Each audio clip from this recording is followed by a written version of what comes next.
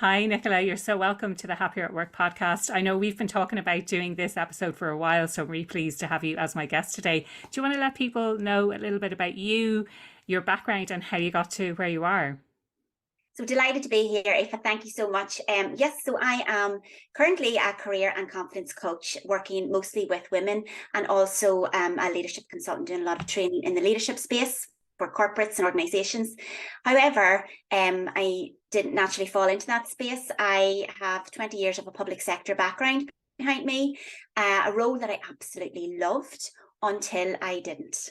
And that was a role That's that I had said to myself, oh, they'll be carrying me out of here in a box. Great flexi time. We've got retirement policies, great pensions, all of that. And then I just kind of felt deflated, I suppose, in my work. I felt that the impact, I didn't have that impact, no sense of fulfillment. In a sense, I grew the role and didn't want the next step up. So that left me in a position of, I'm really stuck here, kind of institutionalized, mm, lost my confidence through that whole 15 to 20 year career journey, and didn't even know what I wanted. No clarification around what I could possibly do or what I wanted, which is something I see in most of my clients today.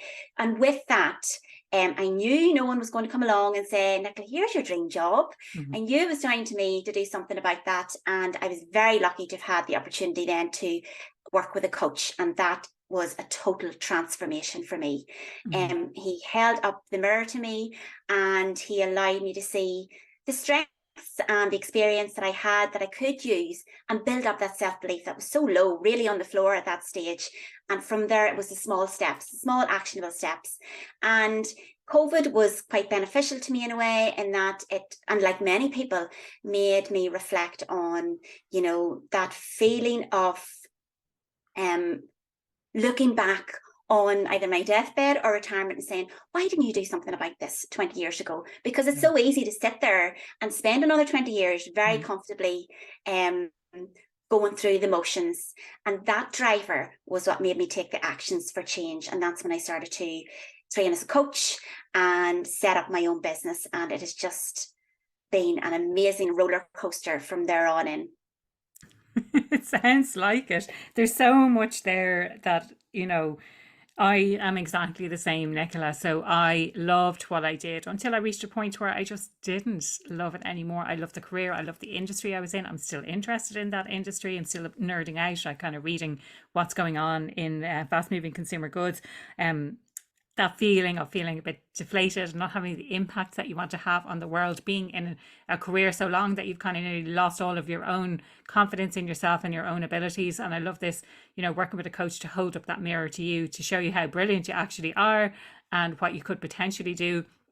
Retirement is only a mere 20 years away. What's the harm in sticking it out for another 20 years? And when I was chatting with this guy a few years ago, this would have been pre-COVID, in person, and again held the mirror up to him a little bit, where he was saying, oh well, I know what I really want to do, but where my experience lies over the last 20 years is this and this. And it was like, okay, so how old are you now, and how old do you want to retire at? And he realized he was only halfway through his career. When you're in your 40s, you really are only halfway through your career.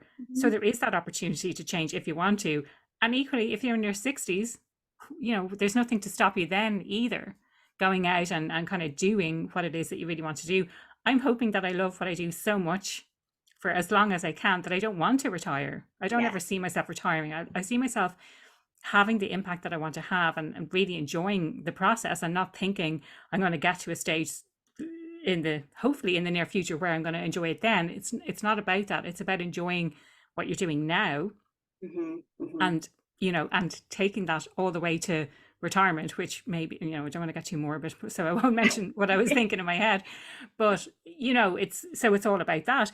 But let's come back to this idea of career and confidence, because I know, Nicola, there's a lot of kind of alignment between what you do with clients and what I do with clients. So do you want to kind of talk to me about what you see as the big issues out there in relation to confidence in particular? Yes, and suppose with my journey, I'm able to say that I walk the talk as such. I came from that place of low confidence to a place where I'm now a confidence coach. And if you had said that to me 5-6 years ago, I would have thought you were totally crazy. How Yeah. could you possibly know me? And that feeds into that whole idea of where we already foreclose so early on who we are, foreclosing on our identity. I'm not that type of person. I could never do that. No good at this. That's not something that I could do. And so I would have said all of those way back then. And there's no easy way around this idea around confidence. It's all in the action. You'll know that yourself, Aoife. And so everything that I've done from this stage to now is around taking those small, really scary steps. Because as humans, we are cognitively lazy. So we like staying where we are because it's too hard to think about what we want to do. And we'll fall back on what we're always doing because that's the easy space to be, even though it's not serving us. And we're really scared about the future because we can't measure it. We've nothing to measure it against. What we do measure against is what's happened in the past. And inevitably, we will pull up all the bad things that have happened or the negative things that are feeding into that bias that we have, that confirmation bias of I'm no good at this, and remember the time I did that, and growing up I could never do this. And so it is really, our confidence is about, well, we look at ourselves through our own limiting beliefs. And when you are able to tackle that limiting belief, to get up to the root cause of it, what is that emotion, what is that feeling that's coming up every time you go to do something that's knocking your confidence? Until you get to that, no amount of affirmations are going to kind of plaster over the fact that that feeling, that emotion is going to come up. So it's really a lot of internal work in terms of the confidence first, before you can start that longer term career journey as to where you want to get to. So that's what I do with my clients. It is about working internally first. And that type of work is not something you do on a day-to-day basis. You're so busy with all the roles that we have, playing those out, and it's not something you're going to stop and say, do you know what, I'm just going to start working on my limiting beliefs today. Exactly. Figure out what my values are. So it's not until you, like me, got an opportunity to work with a coach to make you pause and to do that reflection so that you have the time and the support and the accountability to change and take the actions and grow your confidence. This is it. But the terrible thing, to kind of build on that point as well, Nicola, the terrible thing is that we're not taking action on our limiting beliefs. We're not even aware of them, but we're behaving in line with what our limiting beliefs are. So even though we're not taking action on them on a day-to-day basis, how we show up in the world is based on what we believe, essentially what we believe about ourselves. That's so true. And, you know, there's a wonderful book, I'm not sure where you've referenced it any time in any of your podcasts, by Adam Grant, that Think Again. Have you read it? I'm actually listening to that book right now. Yeah. I'm currently listening to that on audio and loving it so far. I'm near the end, actually. But yeah, just challenging our thinking, how to think, how to kind of have constructive arguments. And for me, I've always been the kind of person who likes to throw in the devil's advocate. You know, I don't necessarily believe that, but what if you consider another perspective? There's a lot of people who don't like that. They don't like that sort of challenge. Like it challenges your own self-identity. And maybe we kind of talk about that, is that it's more comfortable. We are more comfortable feeling right about ourselves when we have these limiting beliefs and say, I was never good at that, or I could never possibly do that. We're more comfortable feeling right about ourselves rather than our entire identity being challenged by saying, well, what if I could do that? You know? Yeah. But our brains don't like to be wrong. Sure, they don't. And that's why we rely on those stereotypes. And whenever you see, for example, women pushing back on stereotypes, that's why they get that backlash, because you're not behaving the way you're supposed to behave. And so similar to us and our beliefs.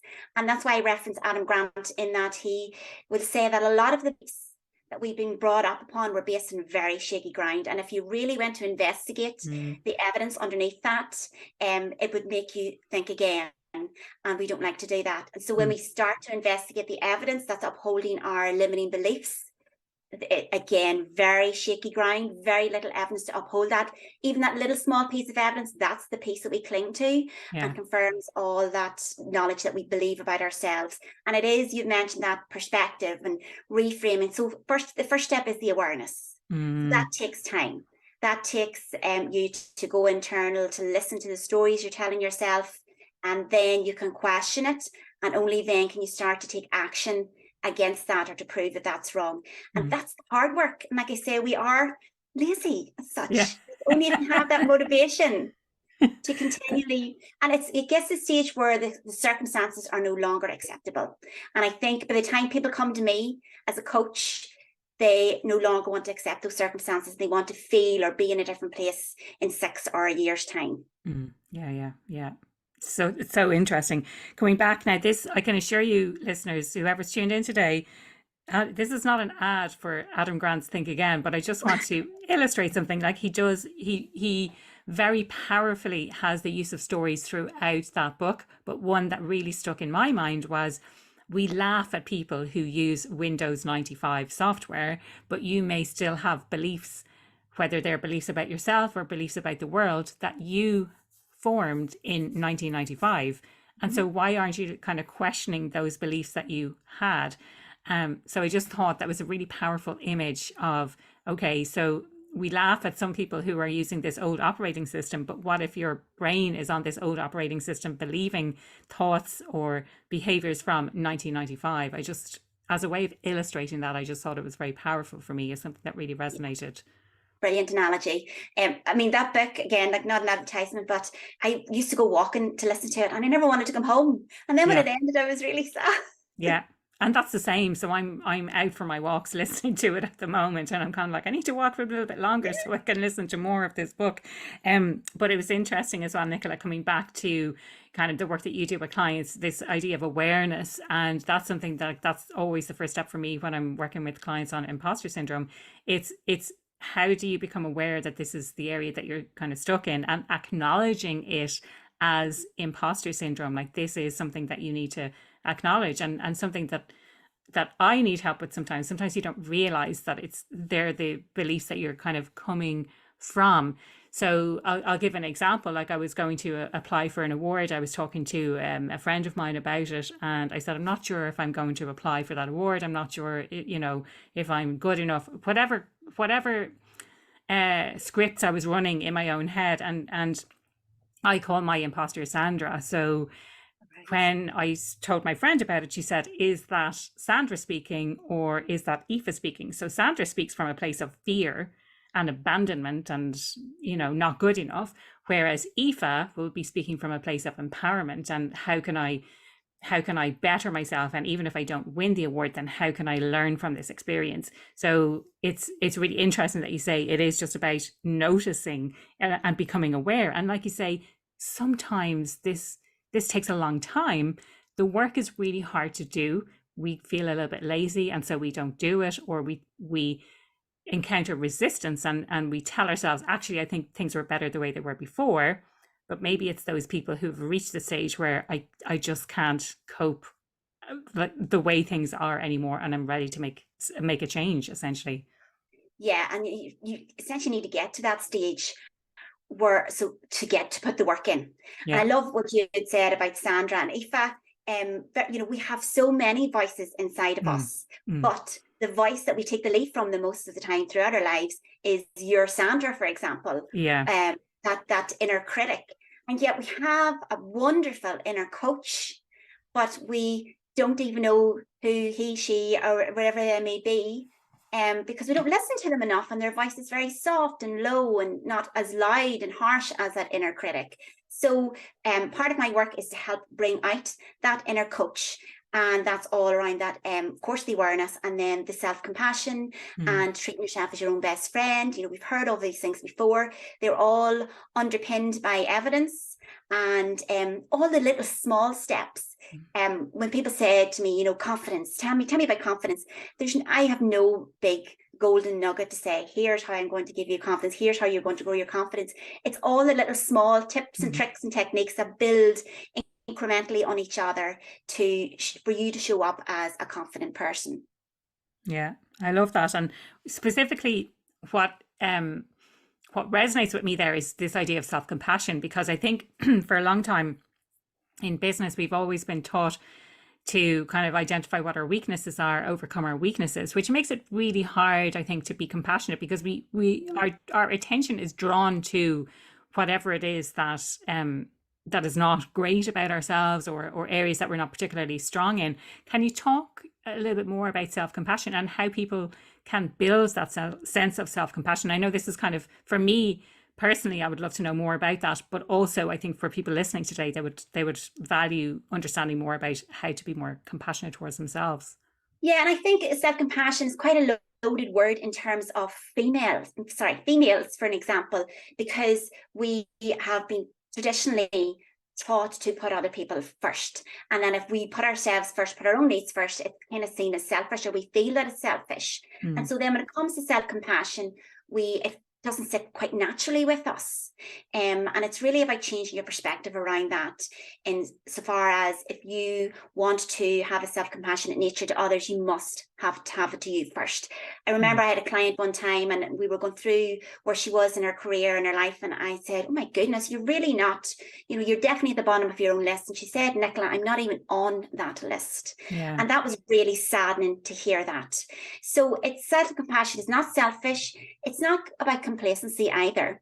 In fact, it's actually coming from a place where you're acknowledging that things are okay. You don't always have to be the best at everything. Like you said, of course we'll have weaknesses. There's always going to be someone better, always. So it allows you to stop that comparison. Then it gives you that motivation to try at something.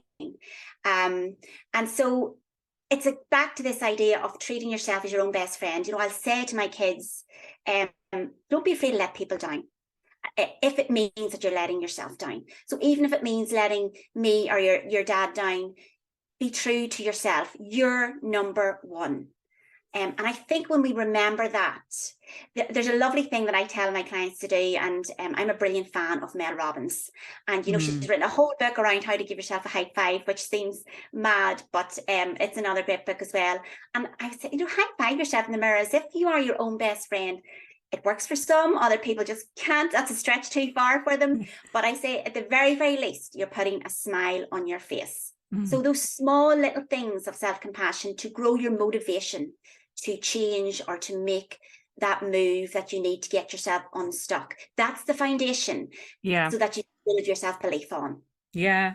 I mean, there's a few things that are coming up for me when you talk about that, Nicola. And the first one is fill your own cup first. And I'm sure people have heard this term before, but it's about looking after yourself, filling your own cup, and doing the things that are important to you and getting yourself on that list. I know I'm very conscious of using the word guilty because I think there's associations with that, but I'll use it in this context, just because I think it's an evocative word. It gets the point across. But I'm guilty of doing that as well, where I'll put clients or I'll put the business before I'll put myself. So there's days I always commit to getting out for a walk, but there's some days where I haven't had time. But then I have to think, well, how did I prioritize my time today? And why didn't I get on that list? And why didn't I get to go out for that walk? So that's the kind of the first area, I suppose, is the filling your own cup. The other thing that strikes me with this idea of not being on your own list or putting other people's needs and desires ahead of your own, and not wanting to let other people down, is people pleasing. Do you see a lot of that coming up? Oh my goodness, there's so much in that whole good girl conditioning. Yeah. And you think about the way that we've been traditionally taught in our education system. So we go to school and there's a correct and an incorrect answer. And we work really hard and we do well and we might get a gold star, we might get an A grade. And so that approval is pleasing to us. And so we continue to work through that and seek approval. And we fear this idea of disapproval or failure. And then we go into the big bad world of work and it doesn't work that way. And we have to work through a lot of different unconscious biases, inequalities, working with our own confidence. And we then don't take risks. And when I say we, I'm talking about the females here in terms of their careers, because that's who I mostly work with. So we won't take risks, or we'll underestimate our achievements. So we play small because we want to be liked and all of that likability bias. And so that people pleasing for everyone except for ourselves puts us at the bottom of the list.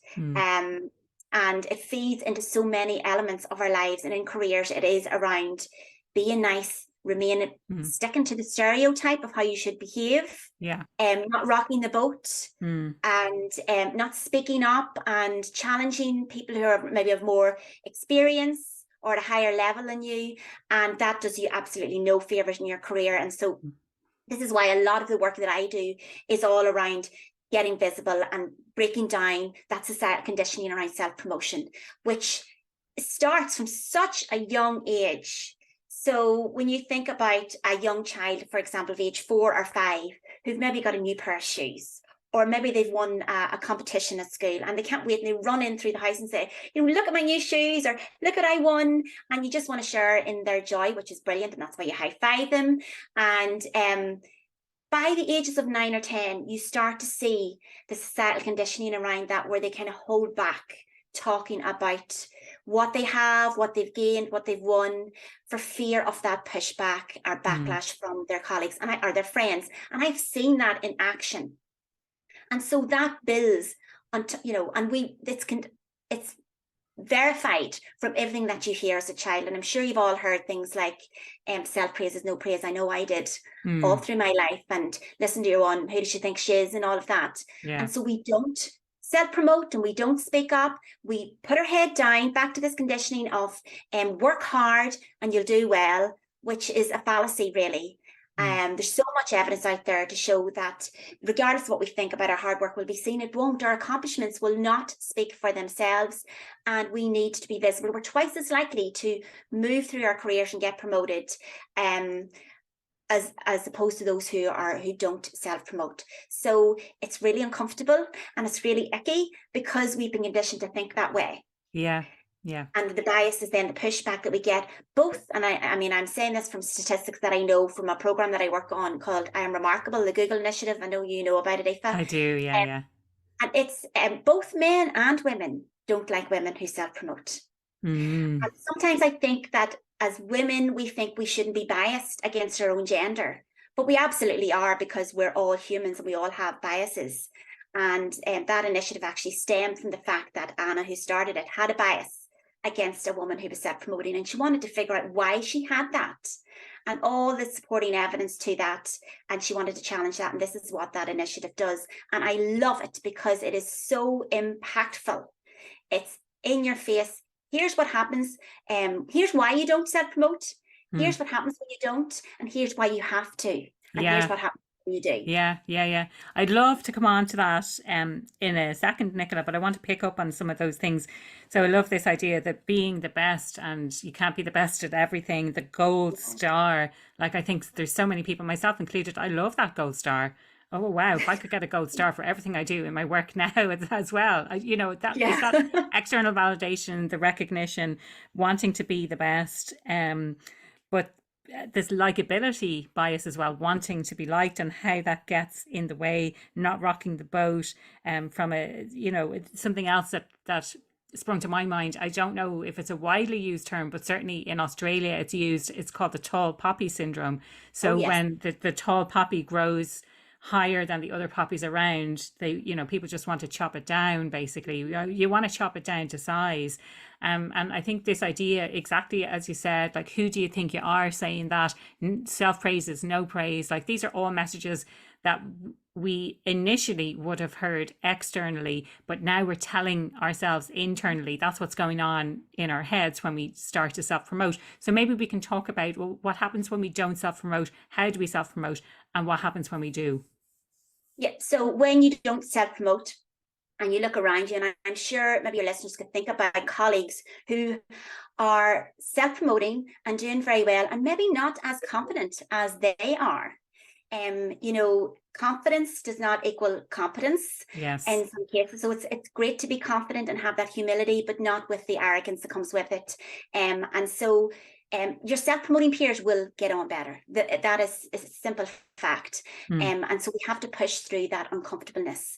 And there are ways that you can do it that you don't feel icky. The idea being that you can tell stories.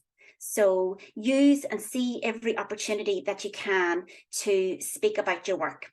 And what I will say is that you're either working for yourself, so you have customers that need to know what you do. Your CEO or your director needs to know what you do, but they're all very busy.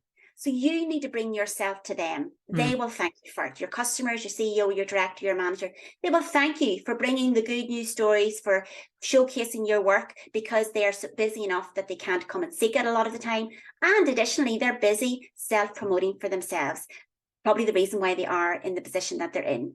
So it's important. And I think self-promotion is becoming more acceptable with social media. So Yeah. if you are a wedding photographer, then you want to put out your word out there, and you want people to see your work. And so we can do it that way.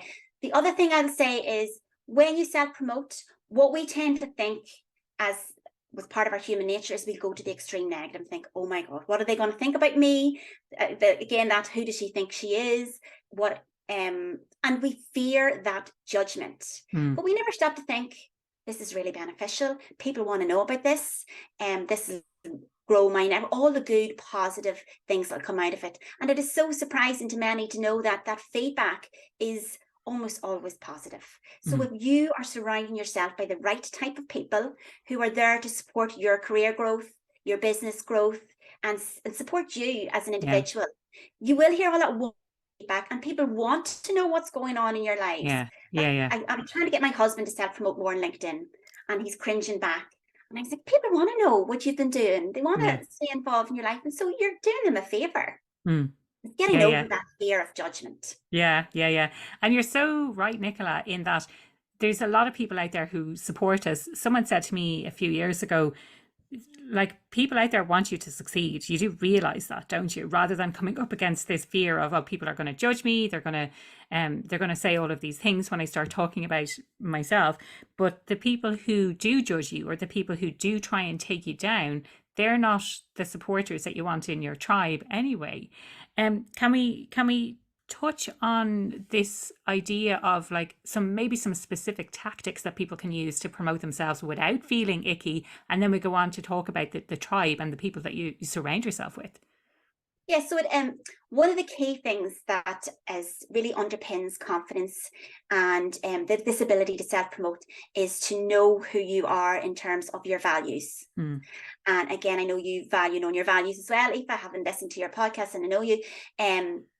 I cannot stress enough the importance of that. I was just doing training yesterday in Dublin with a room full of executives, and I always do this, and it always reinforces this idea that not a lot of people do work on their values. So I'd say, who here has done work on their values? A room full of people, and not one hand went up. My wish was that everyone said, yeah, and all their hands went up, which it didn't. When you know your values and what's important to you, you stop that comparisonitis. You understand that what other people think is really not any of your business and shouldn't impose on the actions that you take. And that's when you can grow that confidence to start speaking up about your achievements. The other thing is, and again, this is underpinned by the I'm Remarkable program, is to acknowledge your achievements. We're so busy, back to this idea of being busy. So you might pull off a fantastic project, you might win a new contract or get a big promotion, and it's boom, boom, boom, boom, boom. Right, what's next? Without stopping to acknowledge that and let that sink into your subconsciousness, to build on that self-confidence, to own it so that you can speak about it and to celebrate it. Again, back to that self-compassion. We have to celebrate our successes. Because when it comes to speaking about them, we'll only underestimate them and we'll overestimate what everybody else does. So we need to acknowledge it, to build upon it. So that's, the premise of I Am Remarkable is to say to yourself, I am remarkable because, and name X, Y, Z every day in the mirror, talking to your dog, in the car, whatever it may be. So that when it comes to speaking up, you've already done it. You believe it first. And then that allows other people to believe what you say. I mean, ultimately, people will believe what you say, but you need to believe it first. Yeah.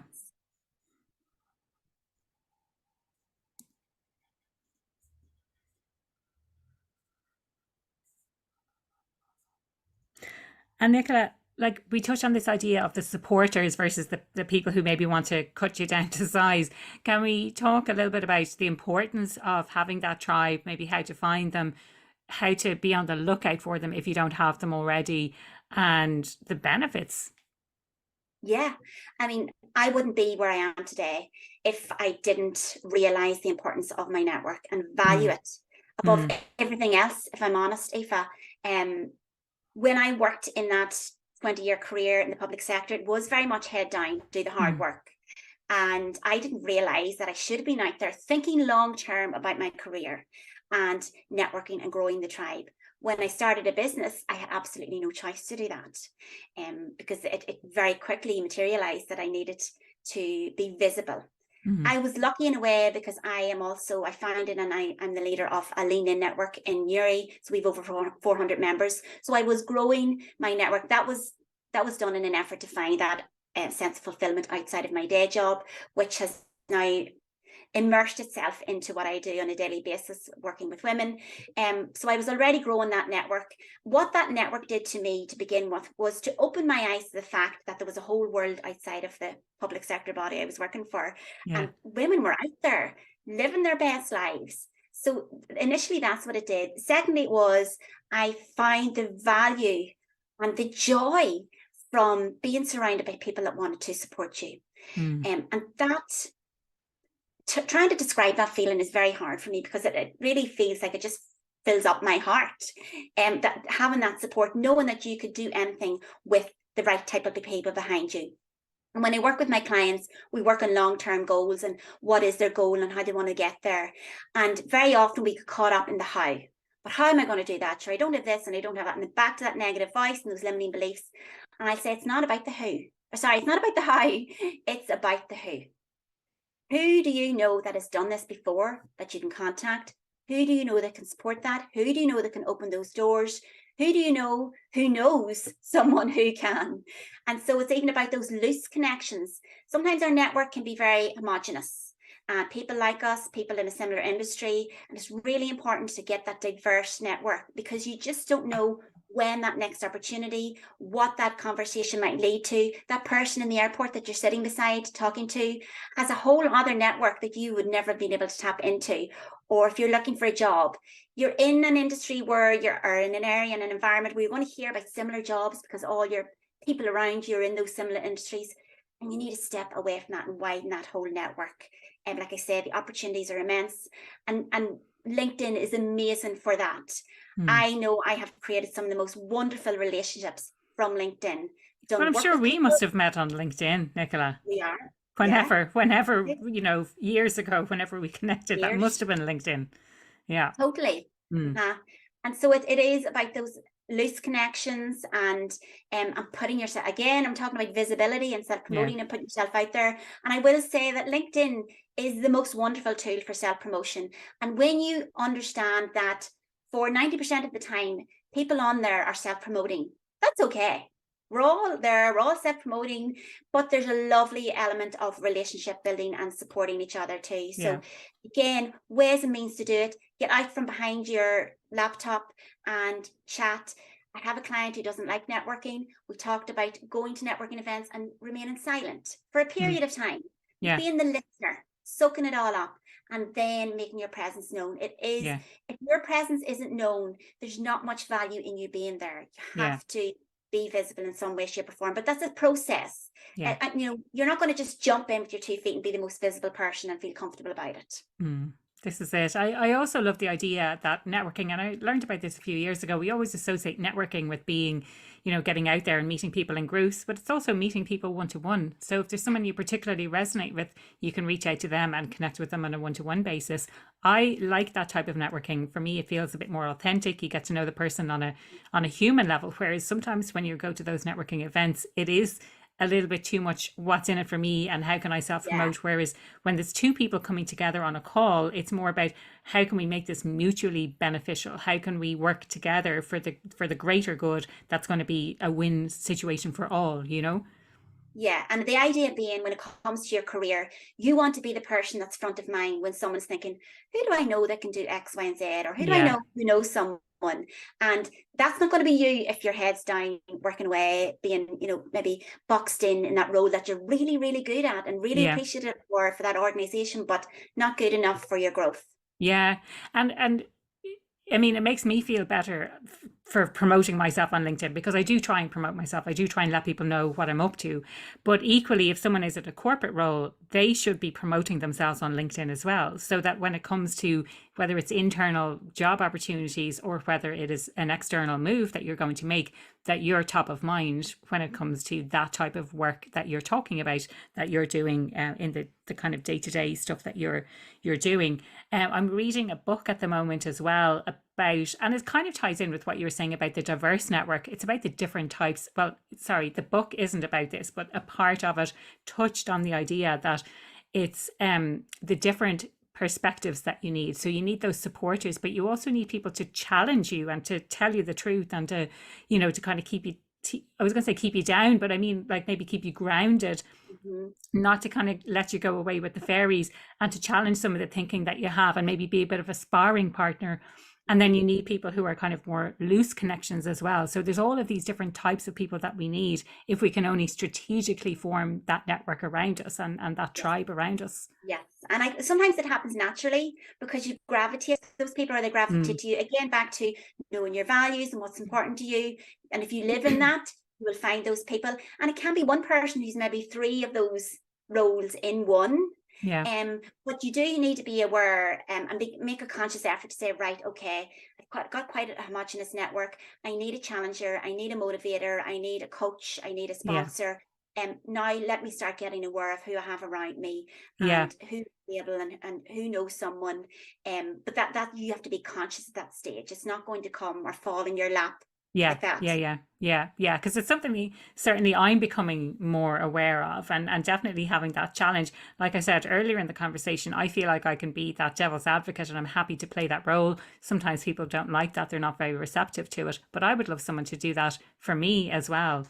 To kind of to be honest about what's going on. Nicola, I can't believe how quickly the time is going, but we've been talking for quite a while already. Is there anything else that you want to get across? Is there anything else that you'd like to share on the podcast today? Let me see. Well, I suppose a lot of my background and when I started the Lean In organization was all around gender equality. And so when I work with women, and I know a lot of your podcast guests have covered all of that areas in terms of inequality and the bias that we face in work. And one of my passions, and I just literally had this conversation before we started our podcast today, was that I wish women were educated in the early days of their education about the pitfalls or the challenges that they're going to meet when it comes to their careers. So we come out with these wonderful grades, and we're really confident, and we maybe have a degree, and we're going to conquer the world. And yet then all of a sudden we are challenged with inequalities and bias, and that pushes against our confidence. But if we were made aware of that and the state of the world as it is, the state of the workplace as it is, we could be better equipped to deal with that and not set us back so many years, or not settle for where we are, or not make decisions based on what might happen to us in the future. And that I have a passion for, or working with children confidence so that they have the right tools and techniques to manage that, and so that women don't come to me in their early to late 40s and 50s with that lack of confidence. So essentially I'm stopping my own pipeline. But it's for the greater good. So it's a sign. I think it's a sign of a job really well done at that level, that if you can stop people who need your services. And that's similar, when I think about happiness at work, it's if you can get those early career people to understand more about what their values are, what their strengths are, and to build a career around something that lights them up, rather than getting to mid-career and thinking, oh, I'm going to stick this out for another 40 years, or I need to really change what I'm doing here, and in order to feel much more fulfilled with a sense of meaning and purpose. So really, really interesting. Nicola, the question I ask everyone who comes on the podcast: what does being happier at work mean to you? And I suppose we've already touched upon it when I talk about key things in my life is my tribe. It is the people around me, knowing I have that support. When I moved from the public sector to start my own business, and many people will find this, it's lonely, it's really hard, you don't know an awful lot, you're learning on the job. I could not, and I did refer to at the start, I could not, would not be where I am if it wasn't for the people that I had surrounded myself with. People that I could pick up the phone and say, this has just happened, I feel rubbish. What did you do? Or they said, now, Nicola, you're a coach. What would you tell your clients? You know better than that. And I often laugh, coaches need coaches. Yes, 100%. Not always on the ball. And it's part of being human, isn't it? Yeah, that's it. We're just naturally go to the negative and we have to pull ourselves right back out of it Yeah, again. yeah, yeah. So again, it's just I have a wonderful tribe, always willing to have new people in that tribe as well. I love meeting new people, but very, very thankful that I have, that I didn't know I needed when I had that kind of public sector job, and I was just doing as I do, trotting along, letting it all happen. And then whenever I came to that stuck position in my life, would have truly have benefited from having that network, which I didn't have at that stage. So Yeah, very, very important to be open to that. love that. And if people want to reach out, if they want to connect with you, what's the best way they can do that? So I'm on all the social media platforms under Nicola McGuinness Coaching, and my website, Nicola McGuinness Coaching. And I also, if you go through my website, you can sign up, and I send a weekly Sunday emailer out to set you up for a confidence tip for the week ahead.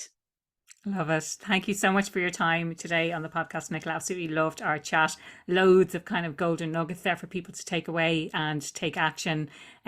Starting, I'm always like, starting today, what small action can you take? So really, really appreciate your time today. Thank you. My pleasure. Thanks so much, Aoife.